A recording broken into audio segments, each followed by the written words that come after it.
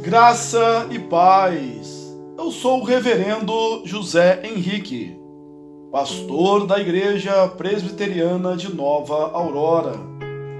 Aqui, em nossa escola dominical, estamos estudando a revista Nossa Fé, da cultura cristã.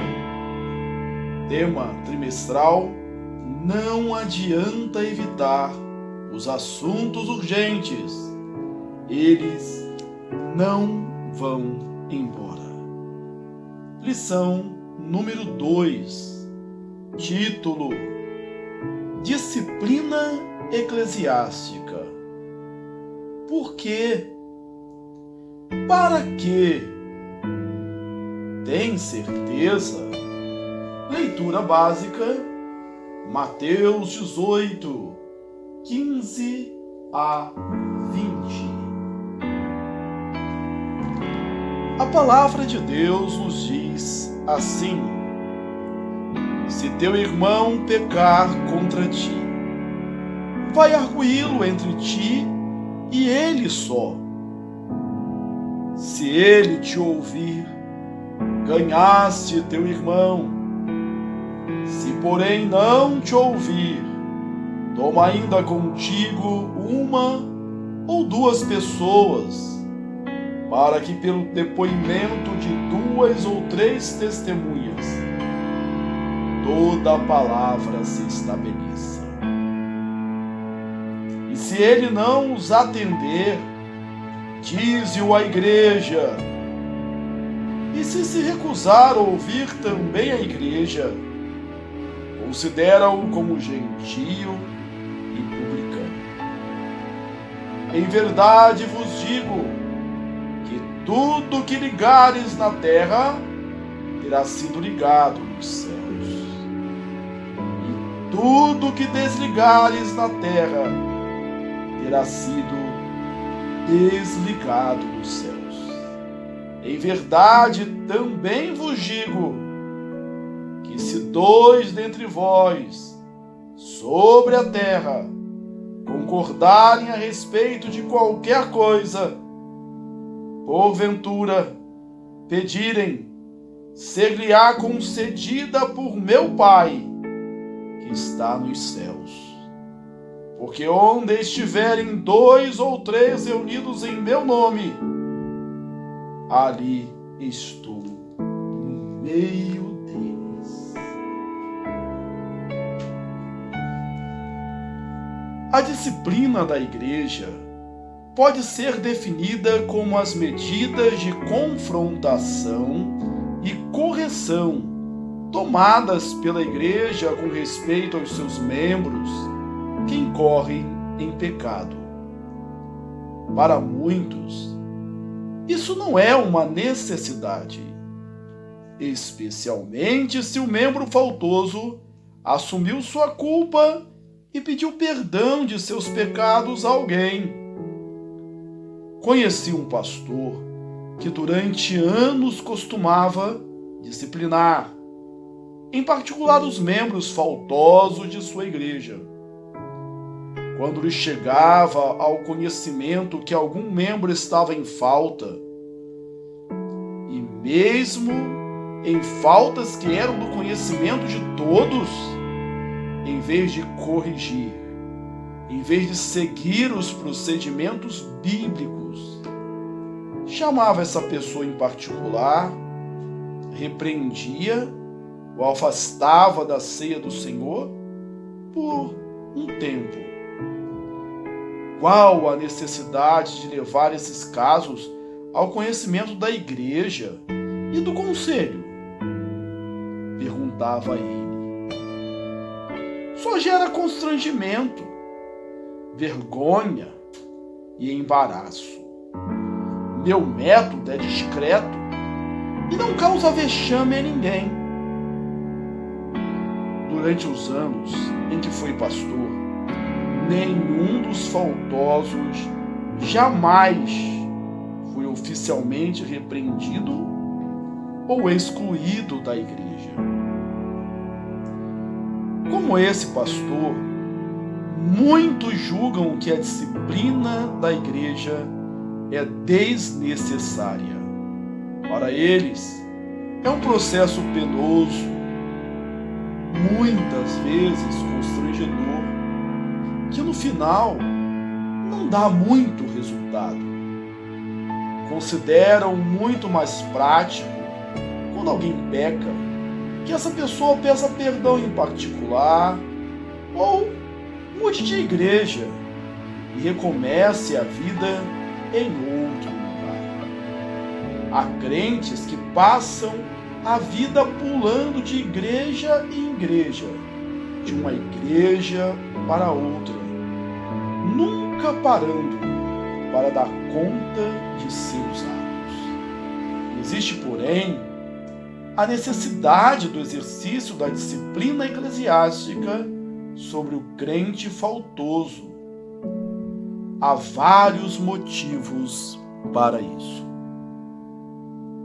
Tópico 1. Os exemplos bíblicos. Tomemos o caso de Acã, Josué 7. Esse soldado israelita desobedeceu às ordens de Deus de não tocar nos despojos de Jericó. Mas ele pegou ouro, prata e uma das túnicas da cidade e escondeu em sua tenda. A partir daí, Deus deixou de estar com o seu povo e determinou a Josué que instaurasse um processo, uma sindicância para apontar o culpado por quebrar a aliança do Senhor. Uma vez apanhado, Acã foi disciplinado ao estilo do Antigo Testamento, isto é, apedrejado juntamente com sua família.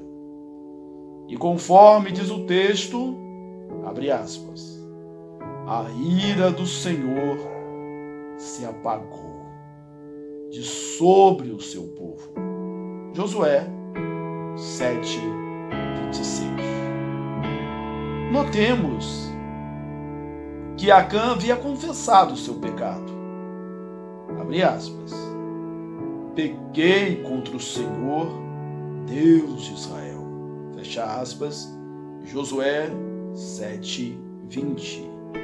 Mesmo arrependido, Acã sofreu a disciplina, pois seu pecado conturbou todo o povo de Deus.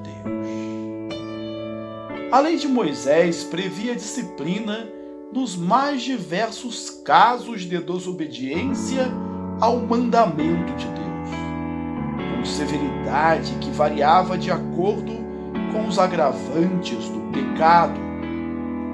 Assim temos o exemplo do homem que foi apedrejado por violar o sábado, Números 15:36, e de outro por blasfemar contra Deus, Levítico 24:23. Ainda deveriam ser apedrejados pelo povo: 1. Os que queimavam seus filhos em sacrifício a deuses estranhos, Levíticos 20, versículo 2. 2. Os necromantes, Levíticos 4, repetindo, Levítico 20, versículo 6. 3. Os blasfemos, Levítico 24:14. Foi disso que acusaram Jesus para o apedrejar. 4. O falso profeta, Deuteronômios 13:10. 5. Os filhos rebeldes, Deuteronômios 21:18-22. 6. Os adúlteros e fornicadores, entre outros. O fato de essas penalidades disciplinares não serem mais válidas para a Igreja de Cristo não elimina a verdade principal que elas procuravam transmitir. O pecado não pode passar impune. A igreja deve disciplinar os membros que desobedecem e trazem vexame e vergonha ao nome do Senhor. Em 2 ocasiões, Paulo exerceu disciplina apostólica em nome de toda a igreja. Ele entregou a Satanás as pessoas faltosas. Um desses faltosos foi o imoral da igreja de Corinto, que devia ter sido corrigido pela igreja e não foi. 1 Coríntios 5:5. Os outros dois foram Himeneu e Alexandre, os quais Paulo entregou a Satanás para serem castigados a fim de não mais blasfemarem. 1 Timóteo 1:20. Houve também um caso na igreja de Corinto em que um faltoso foi disciplinado. Este veio a arrepender-se e entristecer-se pela correção, a ponto de Paulo pedir aos irmãos que o confortassem. 2 Coríntios 2:5-8. Todos esses casos nos mostram a necessidade da aplicação da disciplina bíblica. Tópico 2: Exortações e ensinamentos bíblicos. A disciplina dos faltosos é tão necessária quanto a pregação da palavra e a administração do batismo e da ceia do Senhor. Entre as passagens que a exigem, encontramos Mateus 18:15-20 e 1 Coríntios 5:1-5. Em Mateus 18, Jesus os ensina como proceder. O procedimento começa com uma admoestação em particular, que pode levar até a exclusão do faltoso pela igreja em caso de impenitência e coração endurecido. Não se trata de uma recomendação do Senhor, mas de uma determinação. É assim que ele ordena que tratemos os que caíram. Em 1 Coríntios 5, Paulo repreende a igreja pela impunidade de um de seus membros que vivia com a mulher de seu pai. Paulo chama essa relação de porneia, a palavra padrão no Novo Testamento para imoralidade sexual. Os coríntios estavam ensoberbecidos quando deveriam chorar. 1 Coríntios 5:2-6. E não tomaram a providência cabível, a expulsão. O caso era conhecido de todos. Todavia, a igreja não disciplinou o faltoso pelo pecado de imoralidade, como devia ter feito. A falta de zelo da igreja deixou Paulo perplexo, especialmente porque era uma igreja que se gabava de ser espiritual. 1 Coríntios 5:2. Ele determina que o malfeitor seja expulso da comunidade. 1 Coríntios 5:13. Após ser entregue a Satanás. Os argumentos empregados por Paulo para a exclusão do imoral são estes. 1. O pecado é como fermento. Se não for tratado logo, se espalha e corrompe as consciências dos demais membros da igreja, gerando mais pecado ainda. 2. A vida cristã é como a Páscoa, na qual se usam pães asmos sem fermento, o qual é símbolo do pecado. 3. Há lugar para uma separação santa na igreja. Em vez de nos separarmos dos pecadores deste mundo, devemos nos separar dos que se dizem irmãos, mas vivem no pecado. Todos esses argumentos apontam para a necessidade da disciplina na igreja. Ainda nos escritos de Paulo, vemos que ele requer que os desobedientes sejam advertidos e que nos separemos dos que andam desordenadamente, segundo aos Tessalonicenses 3:6. Escrevendo a Tito, ele determina que este se separe dos facciosos após adverti-los. Tito 3:10. E a Timóteo determina que sejam repreendidos publicamente os que persistem no pecado. 1 Timóteo 5:20. Essas passagens não deixam dúvida.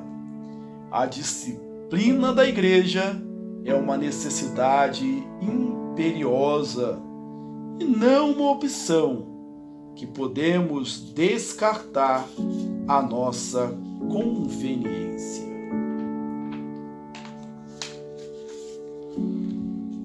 A disciplina eclesiástica não pode ser substituída por meras punições administrativas. No caso de pessoas que ocupam cargos em suas igrejas ou denominações. Conheci o caso de um pastor, professor de seminário, que além de ensinar falsas doutrinas em sala de aula, foi acusado de assédio sexual contra funcionárias do seminário. A saída que encontraram foi demiti-lo como professor. Não houve qualquer processo disciplinar contra ele por parte de seu presbitério. Acharam que a demissão era suficiente. Todavia, esse tipo de punição administrativa está muito longe da disciplina ensinada pelas Escrituras. Tópico 3. Marcas da Igreja de Cristo. O reformador Martin Bucer, que trabalhou com Calvino em Estrasburgo, exerceu muita influência sobre ele. Considerava que as marcas da Igreja verdadeira de Cristo são a pregação do Evangelho, a administração correta dos sacramentos, batismo e ceia, e o exercício da disciplina eclesiástica. Esse conceito foi adotado posteriormente por várias das confissões reformadas, como a Confissão Escocesa de 1560, artigo 18, e a Confissão Belga de 1561, artigo 29. Para Calvino, a Igreja consegue existir por um tempo sem disciplina, como a Igreja de Corinto, que era uma igreja cujos membros, ou a maioria, precisava de disciplina, mas foi tratada por Paulo como uma legítima igreja cristã. 1 Coríntios 1:1-2. Mas, conforme Calvino, sem disciplina, a igreja não continuará por muito tempo. Os erros não corrigidos e os faltosos não repreendidos em breve a destruirão. Conheci o caso de um pastor que foi apanhado vivendo como uma mulher, com uma mulher que ele dizia ser sua esposa, sem estarem casados já por vários anos. O pastor amaziado nada sofreu, a não ser ter de sair da igreja e começar uma comunidade por sua conta, ainda pertencendo à sua denominação de origem. Não foi disciplinado, nem corrigido. Qual o destino das mãos? Qual é o destino da igreja na mão de pastores e de presbíteros que enxergam a disciplina meramente como uma instituição ultrapassada e inconveniente? Tópico 4. Propósitos e objetivos.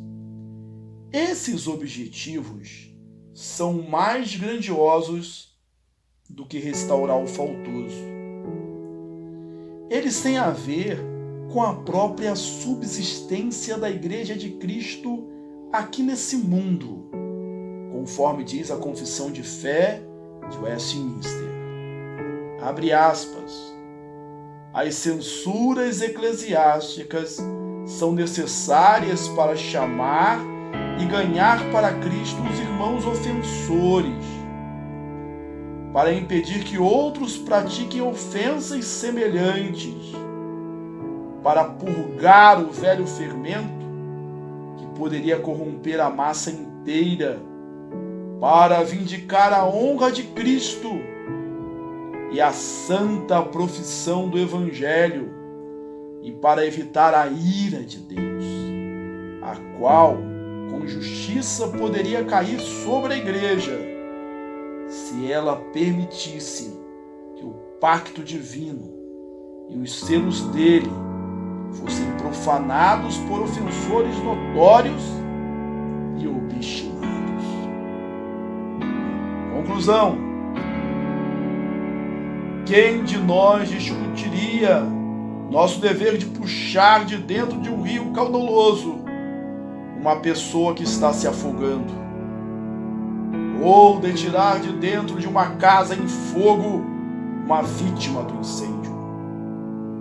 Muito mais grave. Será que hesitaríamos em empregar as medidas corretas para salvar aqueles cuja vida moral e espiritual está em perigo? Qual tem sido o efeito da impunidade dos políticos corruptos na imagem do governo? Não tem sido de provocar descrédito, desconfiança por parte da população? Não é esse o motivo pelo qual os políticos figuram entre os menos confiáveis pelo povo nas pesquisas de opinião? Qual tem sido o efeito da impunidade dos padres pedófilos, rabinos cleptomaníacos e pastores mercenários na opinião pública? De total desconfiança e descrédito para com a religião em geral. Quando as igrejas evangélicas permitem que seus líderes e membros pequem impunemente, estão cometendo suicídio espiritual. Não estão sendo igreja amorosa, graciosas e perdoadoras. Na verdade, estão sendo o empecilho à obra de Deus. O Senhor repreendeu a igreja de Tiatira exatamente porque ela tolerava que seus membros vivessem no pecado. Apocalipse 2:20. Na mesma linha, Paulo reprovou severamente a igreja de Corinto por tolerar os falsos mestres e falsos profetas que havia nela. Aplicação: como diferenciar a tolerância bíblica recomendada pelo Senhor Jesus da tolerância pecaminosa, a omissão do dever cristão de resistir ao pecado e à prática da disciplina? Deus te abençoe ricamente, que as suas mãos bondosas estejam sobre a sua vida. Até a próxima, um forte abraço!